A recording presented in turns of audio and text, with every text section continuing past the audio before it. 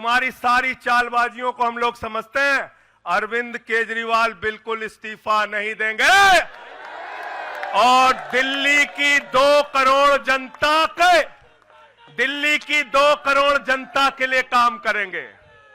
दिल्ली की 2 करोड़ जनता के लिए काम करेंगे। कहते हैं चिट्ठी कैसे लिखेंगे? 6 महीने जेल में रह के आया भाई, 6 महीने जेल में रह के आया। आतिशी जी, कैलाश गहलोत के पास जेल विभाग है, उनसे पता कर लीजिएगा। मैंने तो डीपीआर भी पढ़ा, संजीव झा को रास्ते में बता रहा था। जेल मैनुअल में लिखा है कोई भी व्यक्ति जेल में रह के असीमित चिट्ठियां लिख सकता है, असीमित। और कोई सरकारी चिट्ठी लिखनी है तो जेल सुपरिंटेंडेंट उस चिट्ठी पे मोहर लगा के उसको अटेस्ट कर देता है। पढ़ लेना। सारे कानून तो तुम लोग जेल भेज भेज के पढ़वा दे रहे हो हम लोगों को, सारे कानून पढ़वा दे रहे हो, सारे कानून पढ़वा दे रहे हो। मैं एक ही बात कहना चाहता हूं, इनका जवाब देने का वक्त आ गया है। मोदी जी क्या कहते हैं?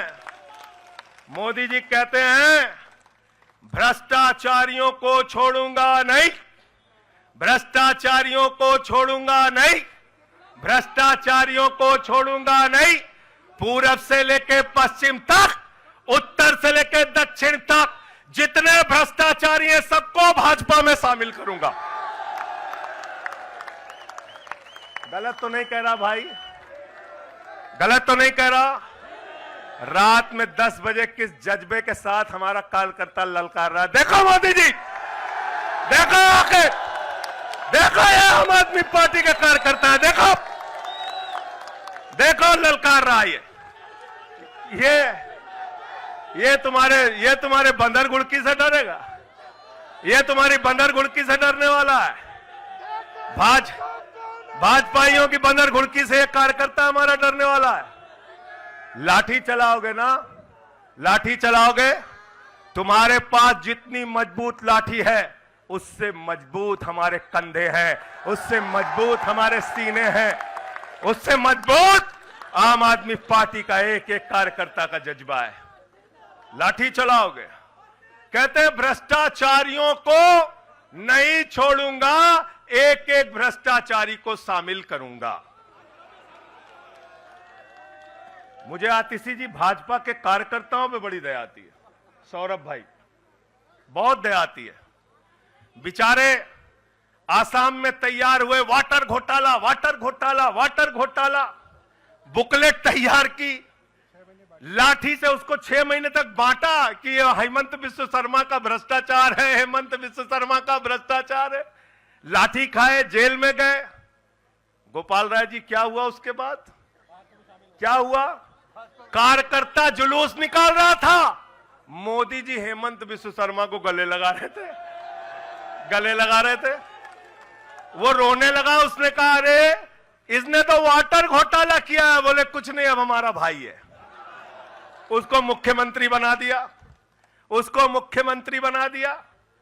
उसके बाद कहने लगे अजीत पवार ने 70,000 करोड़ का घोटाला किया है, चक्की पिसिंग पिसिंग पिसिंग पिसिंग पिसिंग पिसिंग।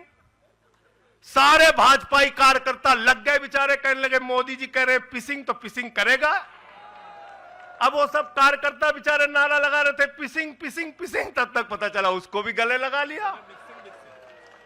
पिसिंग पिसिंग की जगह कहने लगे मिक्सिंग मिक्सिंग मिक्सिंग